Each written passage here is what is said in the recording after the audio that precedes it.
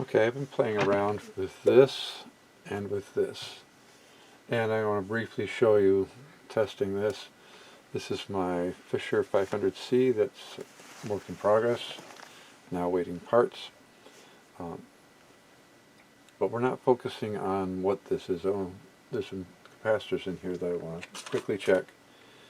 And there's three possible frequencies you can run this at. And I want to show you some of what happens depending on whether you have a small electrolytic or you have a bigger electrolytic. And it doesn't seem to be consistent, but anyway, let's start. But before I go there, I want to show you the chart, and I've enlarged it so we can actually see it. And let's see here. Yeah. Okay. So this is the range from smallest to largest. You notice that the picofarad, nanofarad range, there is no measurement for, or there's no entry for the accuracy at 100 hertz. You've got 100 hertz, 1K hertz, 10K hertz, and this is the accuracy at that frequency. They're not putting it here because they don't. You're not going to use that frequency to measure those capacitors. But here they're saying 5% and 5% plus or minus 5. Then we move up here to 1 nanofarad to 1 microfarad. And now we've got 2% at 100 and then 0.5 at 1K hertz. And they claim 0.5 at 10K hertz. I'm going to show you why that might not always be the case. Am I right? Well, anyway. So the capacitors that I'm measuring are actually going to be between here and here. All right, let me continue on. So from 1 microfarad to 1 millifarad, which a millifarad is 1,000 times larger than 1 microfarad, and you would write 1 millifarad, you could also write it as 0.001, which is 1,000ths of this, and that's 2% across the board. So when you get into the 40 and 50 microfarad, or 40 or 50 microfarad range, which is what this would be, the claim here is that it's 2% across the board. I'm not sure that's accurate. Then 1 millifarad up to 20 millifarads, and you get 5%, 5%, and then 10K you can't do. You don't want to use that. All right, now let's see if we can. All right, so this out of the way. There's my Eico. It's been sitting for a while, which they recommend you do. I'm going to.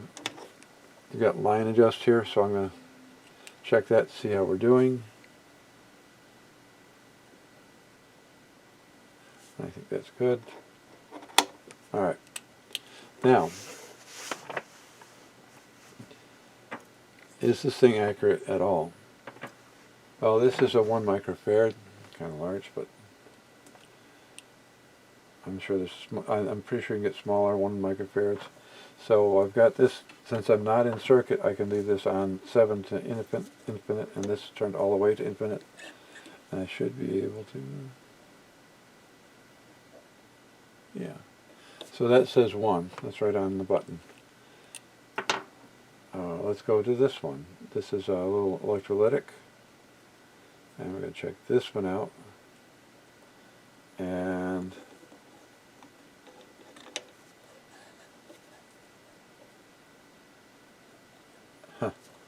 that's interesting. That's not accurate. This is the first time I've had that happen. Interesting. Oh, is it shorting out? Let's try this. Okay. That was not happy because the leads were shorting together. Well, it's round 1, so that's reading pretty good. Then let's go to, alright, I forgot, I wanted to compare. So this one and this one both read pretty accurately on here. So now let's go here, and I'm going to put this on. Oh, let me show you a couple things. There are 3 frequencies, 100, 1K, and 10K, which the chart just showed you. I manually set this to capacitor because some of the capacitors I want to measure are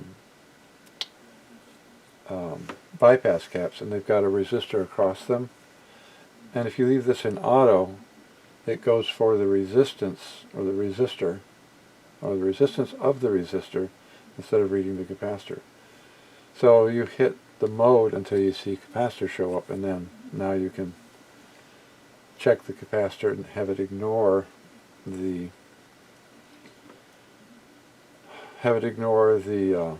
resistor. Alright, so now we've got, okay, so that says 1 microfarad. We're going to go, this is one on 100, and that says also 1, a little over, and now we're on 1K, and also pretty close. So let's go to this little guy, and we're going to start in order, kind of. So this is on 100, and almost stop. Come on. Okay, there it is, 1 microfarad. And then we're on 1K, and we'll call that 0.9 microfarad, and then this one 0.8, almost 0.9. So as you go up in frequency, the value that this reads changes. So let's look at, now we're going to go to, let's go back here. Now we want to look at this 47 microfarad 250 volt. So, okay, now that says 43. I'm going to go there. I'm going to go, that's 1K. Now it says 42.3. And now we're going to go to 10K. And notice that it's 0. And I wasn't paying attention to whether you were able to see all of those. So this is a 47. And at 10K, this doesn't read on this. Let me just go back for a minute to, this is going to be, alright, 43.6. And then we'll do that. 42.4. So it's close. And so with that as our with that in mind, so that means that I'm not going to bother trying to measure. Am I going to? Is there any point in measuring? Well, it's interesting because some of these 50 microfarad capacitors, this will read. All right. So what I want to do, I want to go up here, and this is a 2 microfarad, and I'm going to zip in a little bit. So there's our 2 microfarad. And what I'm going to do is, there's a ground right here, and this is the lead that I want to measure from. And I think I can keep this positioned so that you can see it, because I can just go right across here. It says 0.9, I think, microfarads. Let's see. Yeah. So that was at 1K. Now we're on 10K. I know I'm confusing things, but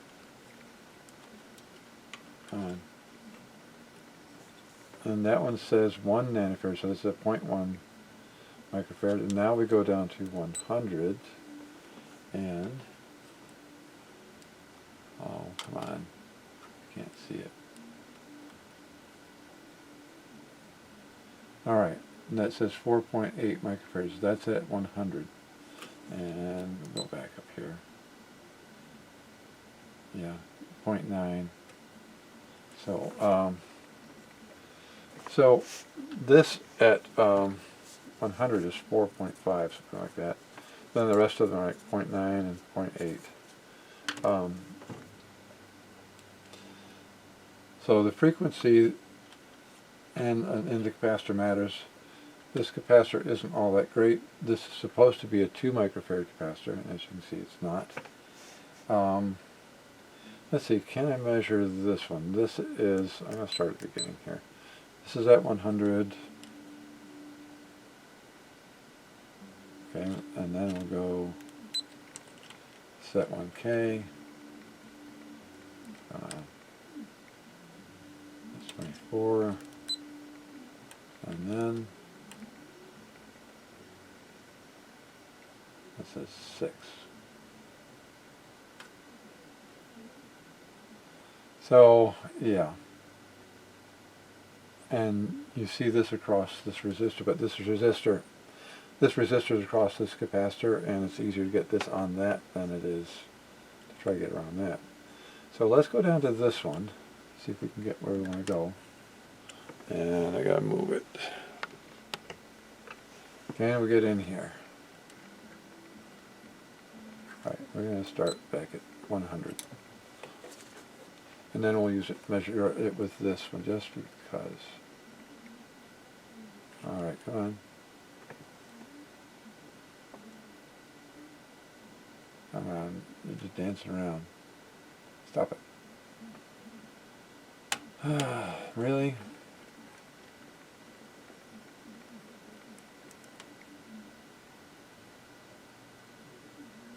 That says, well, lots of things. Okay, that's at 100, and it's dancing around like crazy. And I know I've got a pretty good connection there. Alright, finally, 71 microfarads, which you can't see.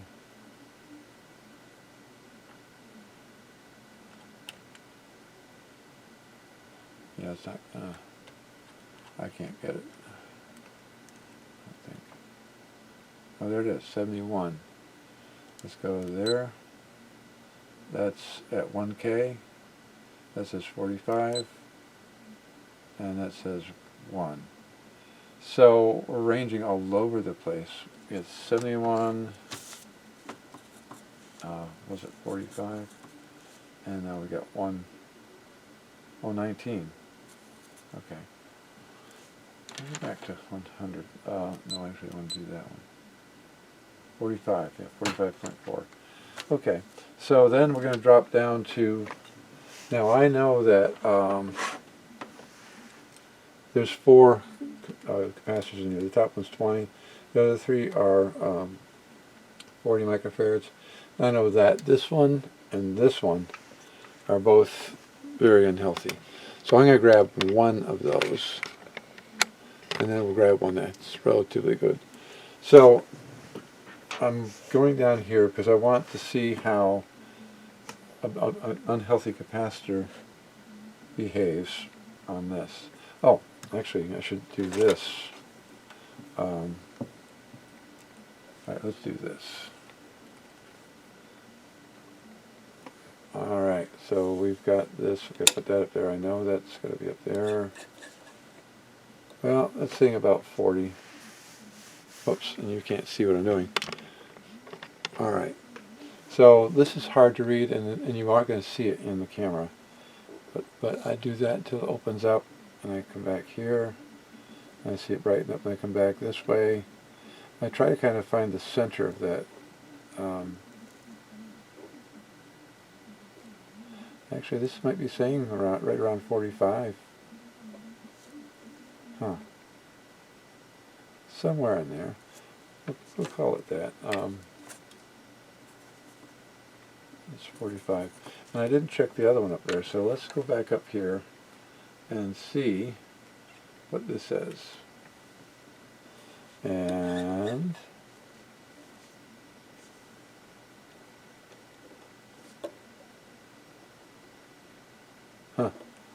That says 0.1. 0.1. Okay. And let's see. Alright, so now let's zip down here and we'll just stay with this one for a minute. So we're going to go on to this one right here. Let's hook this up to ground. And now remember, that's supposed to be a 40 microfarad. Let me back up. So I'm down here on this bad capacitor. This doesn't even give an ESR to my ESR meter. Not in circuit anyway. And so let's see. Yeah. So this one is saying that it is 0.12 or something like that, I'm guessing. And now we're going to go with our, actually while I'm on here, let's go over here to this other 40, which is a little bit healthier. And let's see how this one reads. Whoa.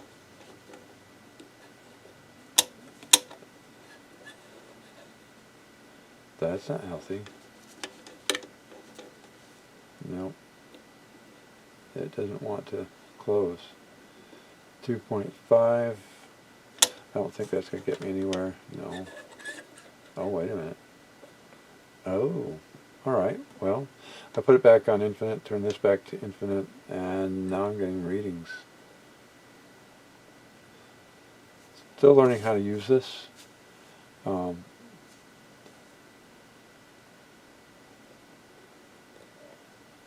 Okay, so that's saying that it's right around 45. Okay. And then, so now I've got the 240s that I want to check out using this. And I'm going to put that on 100 again. I'm going to go here, and I need to find a ground.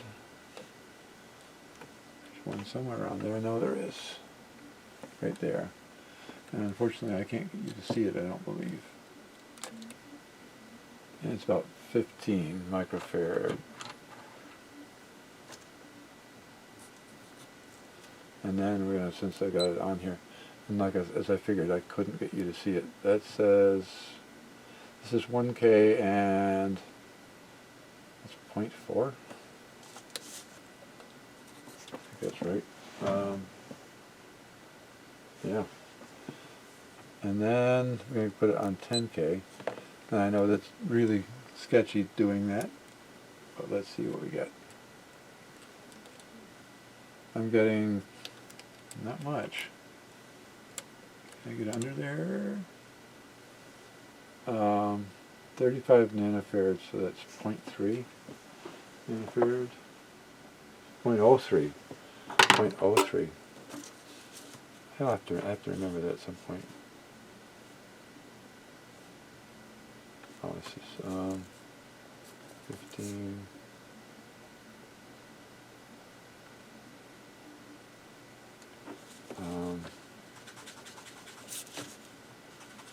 Okay.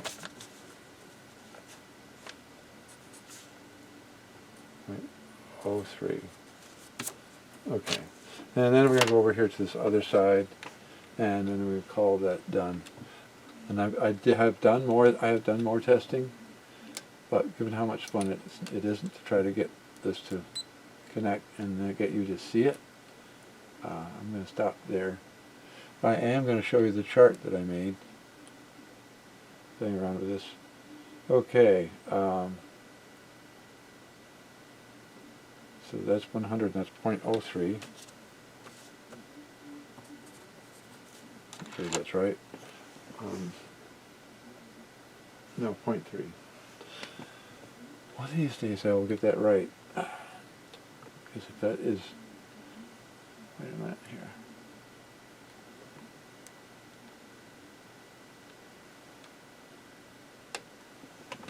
I'm getting caught and I can't get a decent connection here. Come on. Okay. At 100 I've got 34 microfarad. And then I'm going to go to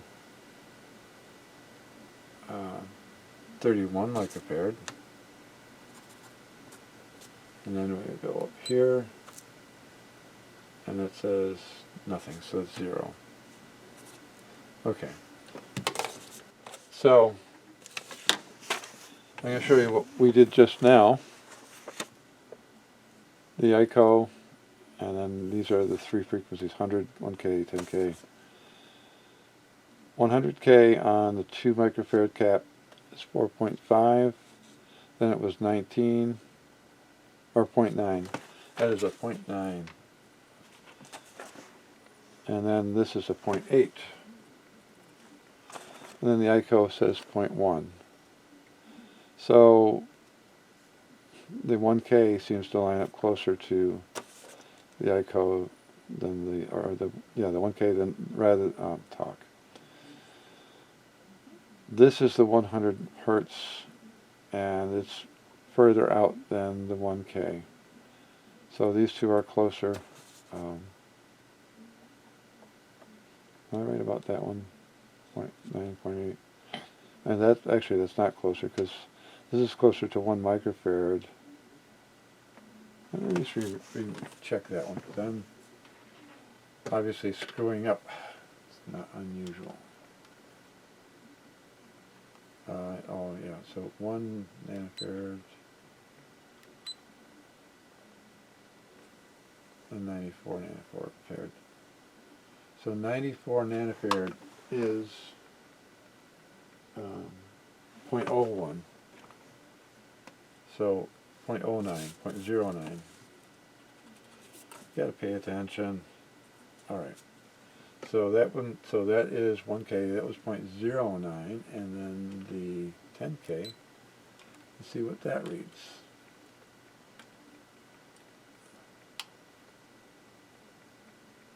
So 1 nanofarad becomes 0.001, 0.001. Okay.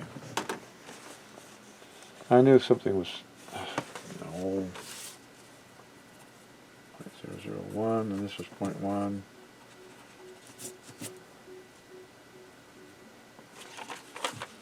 I don't know why that's changed, because that shouldn't have.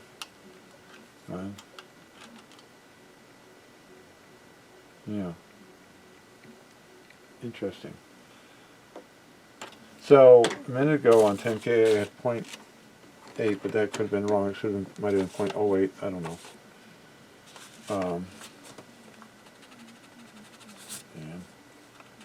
Okay. All right, so let's go back to this. At 100 hertz, 4.5. At 1K, 0.09, which is close to 0.1. This one's 0.001, so it's not even remotely close. That's a 50 microfarad. On 100, that says it's reading 71 microfarad. At 1K, it says 45, and then over here, this says 19, but then the Eico agrees with that, 45, 45, and that's pretty close. As far as me reading it, that seemed pretty solid. Yeah, of course it's close to that, but I think I was reading that pretty accurately. Then we go down here to one of the 40s, 15 at 100, 4 at 1K, and 0.03 at 10K. And then this says it's 0.12, the Eico does. So they're all over the lot. Now, the reason I measured this one, because I know that the ESR is really bad, and I wanted to see how an unhealthy capacitor would read among the three possibilities, and none of them agree, and none of them are close. 0.1, 0.03, 4, and 15. Yeah. And now we have a healthier 40 microfarad capacitor that's reading 34, 31. It didn't like 10K, but then the Eico said 45, so these two are closer. So it's all over the lot, and I'm not going to say that this capacitor is healthy, and this says 31, so that's probably an indicator that all is not well. So let me just quickly go over these numbers that I pulled earlier when I was playing with this. Now this is strange. The Eico didn't read this when I was playing with it the other day. Today it gave me 0.1. Who knows why. So these are all the frequencies over here. So now 4.3, 0.9, and 001. And that's pretty close to what I got today. This should actually be 0.09. I made that same mistake twice. So that matches what I did today, and so that's kind of encouraging. The only difference is I had a 0 here, and now it's saying 0.1. Not consistent. So the next one I want to go down to is this 50. Yeah, so I got 71 today, but yesterday I got 73. Today I got 45, and then this says 46. And then today I got 19. And the last time, and today and yesterday I got 19. And what was this one? Oh yeah, so this is really off. And what was my, and then so yesterday I got a 28 on my Eico, today I'm getting a 45, which is extremely weird. Although today I had to put this on infinite to get a reading out of this. I'm still learning this. You don't let me back up. You don't always get your reading when you're in circuit by going up here. Sometimes you have to stay on infinite and keep this on infinite to get a reading off the capacitor. I'm pretty sure that indicates that this capacitor is probably not very healthy. And then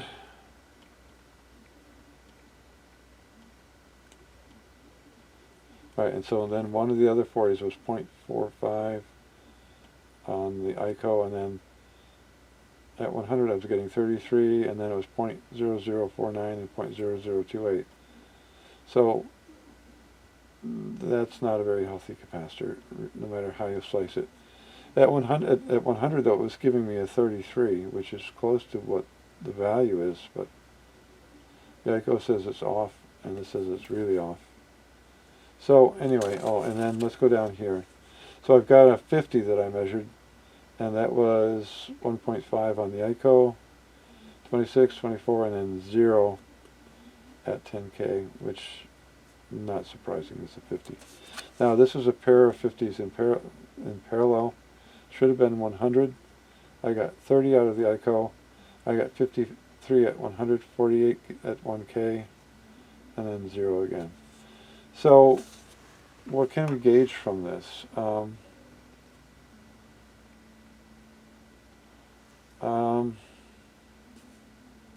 It just varies all over the lot. It just, and if we go here, the Eico and the 1K is very close. At this 50, it's not even remotely close. This is way out.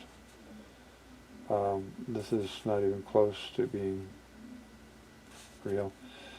It's interesting, this 1 microfarad, 0.9, 1.1, 1, and 0.8, all of those are relatively close, which, you know, we're dealing with a small capacitor, which I think helps.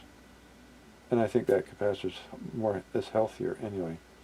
And then we have a 20 down here. Eico says it's a 10. The 100 says it's 15. The 1K says it's almost 15, 14.45, 14.48, and then 10K is 13, which is really strange. But then you get up to the 40s and then things go way out. And so, yeah. So what can we gain from this? Well, the is this useful? I think it is. Um, this is very fidgety, very fussy. Now, short and open, I didn't use those tests because none of these are testing that way. Since I've already checked them, I didn't spend any time doing that. But you can check for shorts, check for opens, and if you're trying to find an open capacitor, this might be fairly quick because this doesn't get involved. You put it on open, put it on the capacitor. If the bar is closed, then you've got an open. Same thing with a short. If I put this on short and I tie the leads together, I got a short. And so that's makes really quick work of trying to figure out, if you just want to quickly go through and find an open capacitor, that will do it. This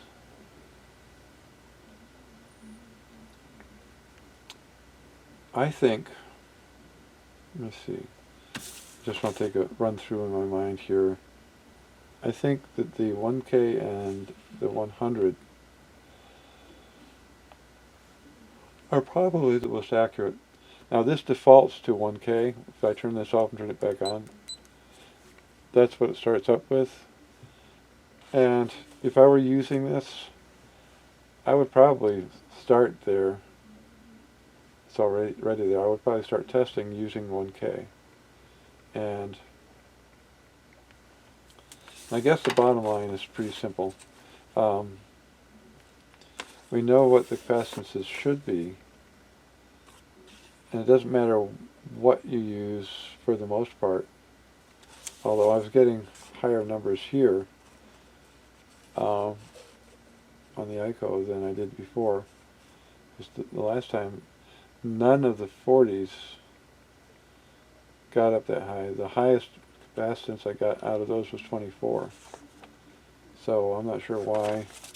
This is just because it's possible that I was reading this with it set off, set here and set here. And even though it wasn't closing all the way, I may have taken that number. And I think what I'm finding out is if it won't close, try it with it on 7 infinite and try it on infinite and see if that works. This is what I think gave me the 45 that I have here. So, anyway, is it useful? I can definitely see myself using this on, say, a little transistor radio, and I want to find out which of the capacitors are open. This will probably tell me that. Okay, well, as I was editing, I realized I was just doing some rambling, and I wasn't happy with what I recorded. So, here's the bottom line. How much will I use this or this when it comes to working on something like this?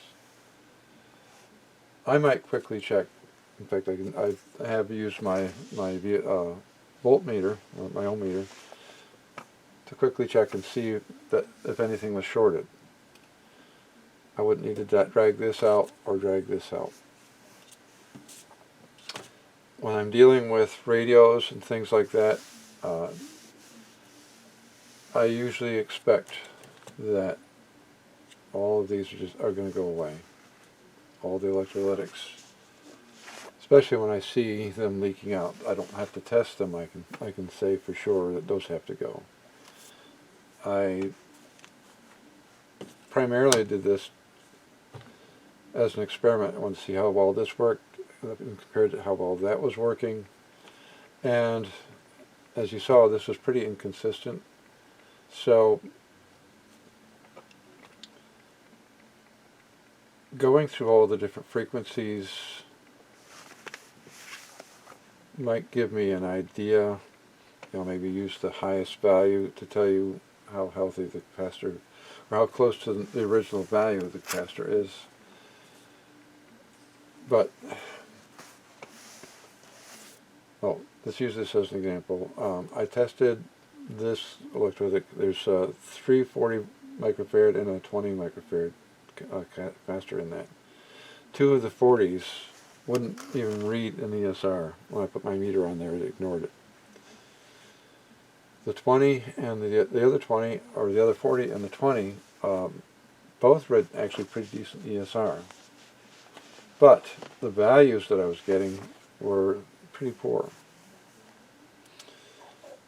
So the only time, let me put it, yeah, the only time this or this would be, well, this in particular would be handy if I'm dealing with, so for instance, I was working on a PV amp not long ago, and it's all surface mount stuff, and trying to check the capacitors with my ESR meter was pretty much an exercise in futility. It was really hard to do. What I would like to have done was to use this and check, at least check the capacitance of the various capacitors in that unit. And that might have helped me find where the noise was coming from. One of the things that makes it difficult is when you have two circuit boards, one stacked above the other, which this amplifier did. It makes it, you can't, it makes it difficult to test anything live, like using a capacitor across the different capacitors to see if you can find the one that's causing the noise. So you might be able to get in there with it, with the unit off, and just check to see what the values look like, and it might give you an idea whether or not it might give you an idea where the bad capacitors are. Something I haven't tried yet, and I might do that at some point. But as far as my use case for this, it probably wouldn't be that, because I'm not equipped for handling surface mount stuff, and I'm not really sure I want to be equipped to handle that stuff. It's a pain in the neck. I'd have to get a hot air gun as well, so I could get the individual components free. A soldering iron frequently will not work for those. It just is a pain to do. So why do I have this? My primary reason for getting this is so that I could measure inductors. I don't have anything that can measure an inductor, and there are projects that I've kind of wanted to do, and I have used coils sitting around and they don't have any markings on them, so having something like this that would tell me what the millihenries are on a particular coil might be helpful. And yes, I might use this if I happen to come up against something where I want to measure something that's on the circuit board, small component, surface mount. This might be helpful for this. So that's why I own this, primarily for the inductance part. This, I own it because I was helping somebody out, and because the husband had passed away and she didn't know what to do with all this stuff, so I bought this and a few other things.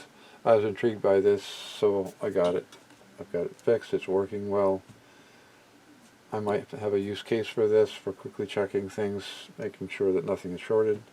Again, if I was too lazy to drag this out, I just use an ohm meter on here. I guess the bottom line for me is I was playing with this just to see how all these things would work. And now I've got an idea. And it's not going to really change what I do. I already know, well, for instance, the voltage is, this is the bridge rectifier that's supplying a negative 22 volts that should be feeding through this to the grids of these output tubes, and I should be getting negative 17. I'm getting negative 14. That's a good indication that this capacitor maybe is not as healthy as you might want it to be. So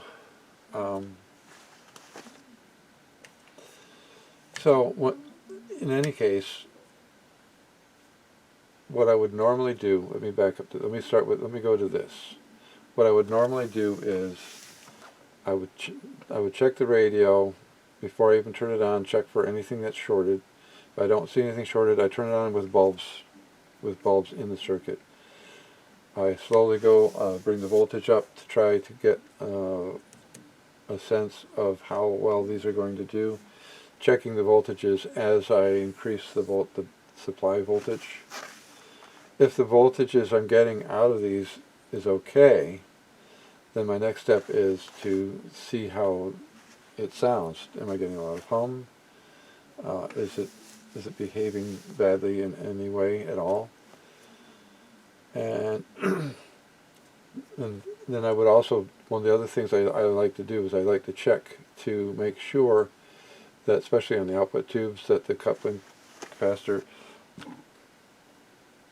isn't leaking too badly, so I'm not red plating my tubes. And when all of that is done, and I decide that I do want to move forward with the radio, I don't care about the values, I don't care about anything. Pretty much I replace all the electrolytics, all of them. They're just not trustworthy. Now, I say that, but I've got a number of vintage stereos, transistor solid state stereos, and both of them I think are maybe the early 80s. I've never done anything to any of them. Capacitors have never been changed. The one that I use regularly is as quiet as can be. There's no noise, there's no hum, there's no nothing. I haven't checked to see how those capacitors are doing, but right now there's absolutely no indicator whatsoever that those capacitors are bad. So, you know, for whatever reason, the capacitors that are in those, they're more expensive, so maybe better quality caps, but those seem to be, for the most part, pretty healthy.